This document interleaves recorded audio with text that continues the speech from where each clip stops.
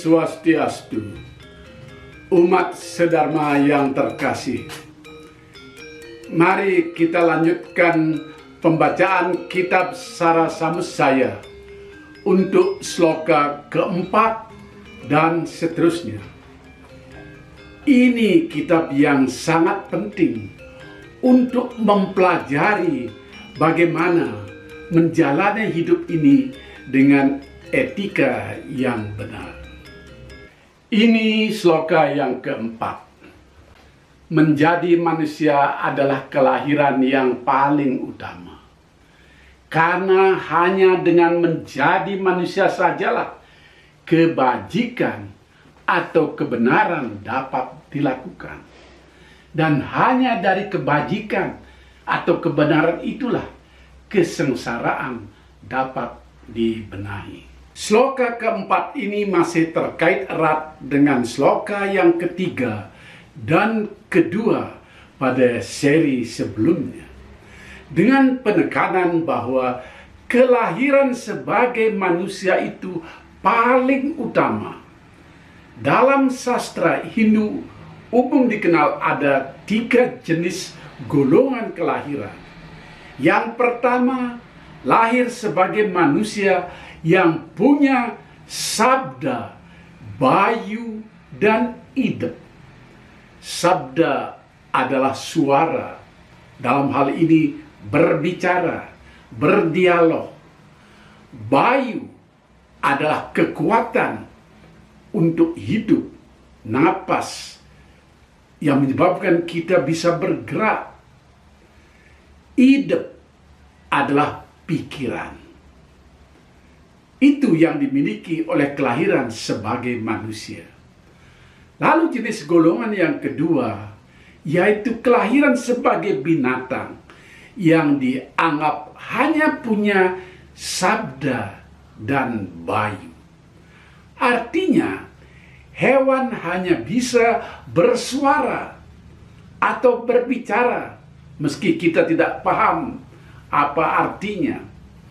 Dan punya kekuatan untuk hidup, punya napas. Binatang disebut tidak punya ide, tidak punya pikiran, sebagaimana layaknya pikiran manusia.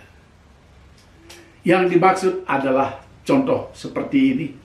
Kita tahu anjing bisa kencing sembarangan, tidak mengenal malu, bahkan bisa kencing di tempat-tempat suci kita kalau kita tidak melarang.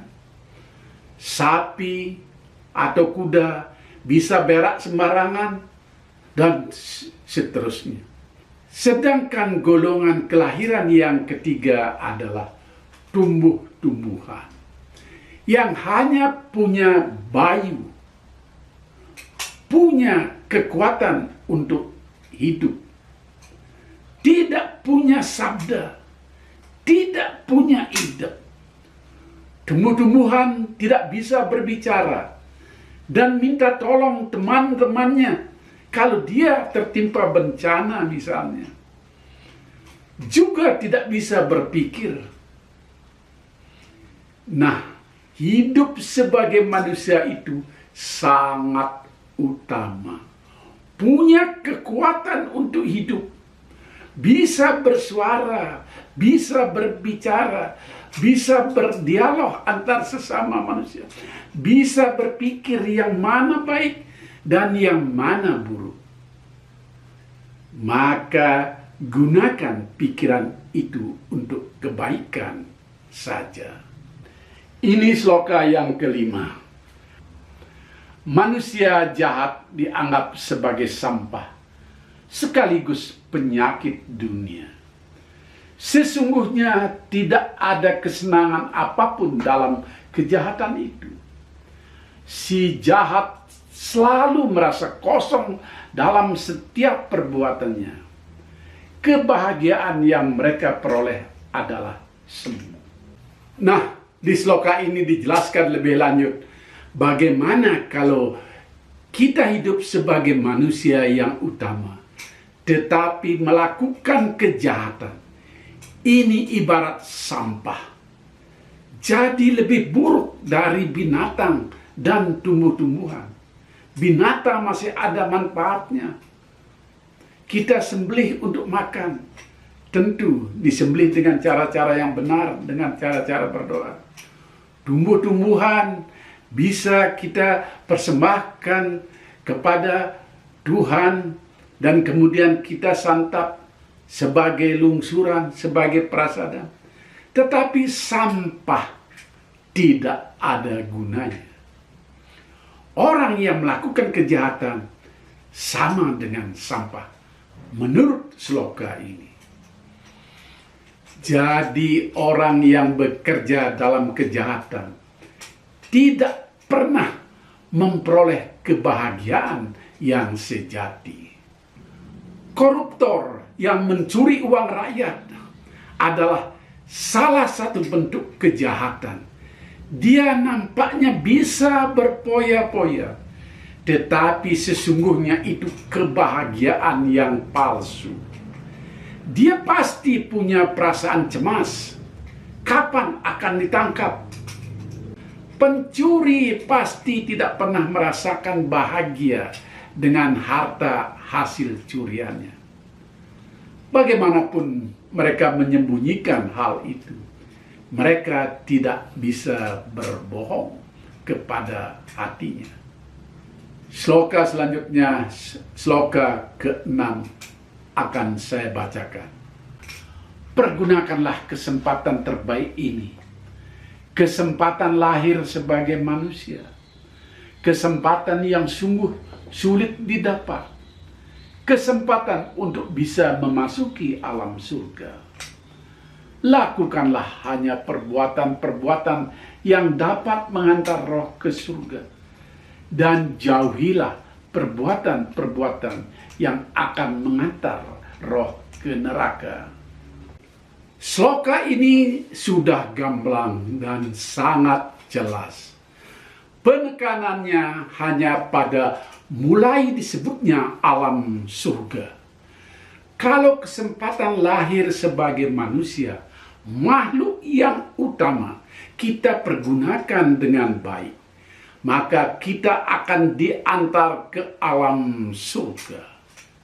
Sebaliknya, kalau kita sia-siakan kesempatan baik ini, hidup sebagai manusia, lalu melakukan perbuatan yang jahat, maka roh kita akan menuju neraka. Mari saya lanjutkan ke sloka ke-7 yang lebih panjang. Terlahir sebagai manusia adalah kesempatan untuk melakukan perbuatan bajik dan jahat yang hasilnya akan dinikmati di akhirat. Apapun yang diperbuat dalam kehidupan ini, hasilnya akan dinikmati di akhirat. Setelah menikmati pahala akhirat, lahirlah lagi ke bumi. Di akhirat tidak ada perbuatan apapun yang berpahala. Sesungguhnya hanya perbuatan di bumi inilah yang paling menentukan.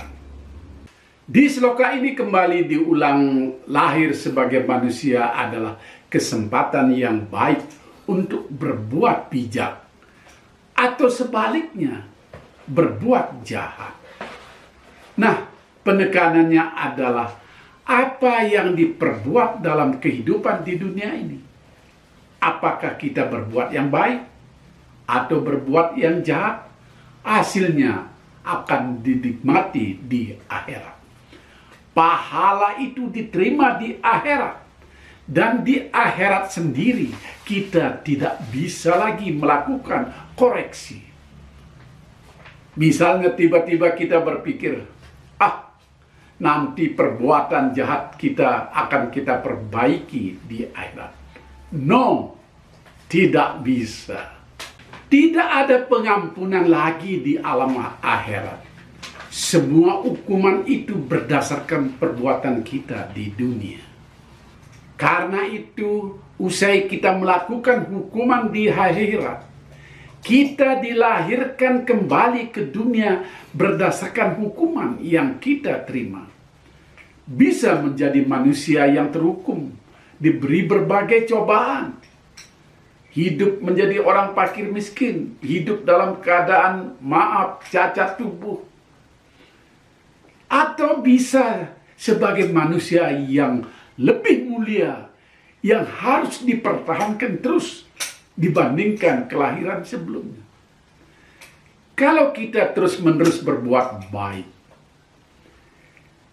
dan kesalahan-kesalahan sebelumnya dianggap sangat minim, bisa jadi kita tidak perlu lahir kembali ke dunia ini. Kita sudah menyatu abadi di alam akhirat dengan surga yang tertinggi yang kita dapatkan. Menyatu di alam Tuhan, amor ring acintia. Itulah tujuan tertinggi penganut agama ini. Apa yang disebut dengan moksa. Bukan lagi terikat dengan punarbawa atau reinkarnasi, kelahiran yang berulang-ulang. Nah, sahabat yang baik, umat sedharma, kita jeda sejenak di sloka ke-7 ini dan selalulah berbuat baik dalam kehidupan ini, sehingga kita tidak sia-sia dilahirkan sebagai manusia. Sampai jumpa, Rahayu. Om Santi Santi Santi Om.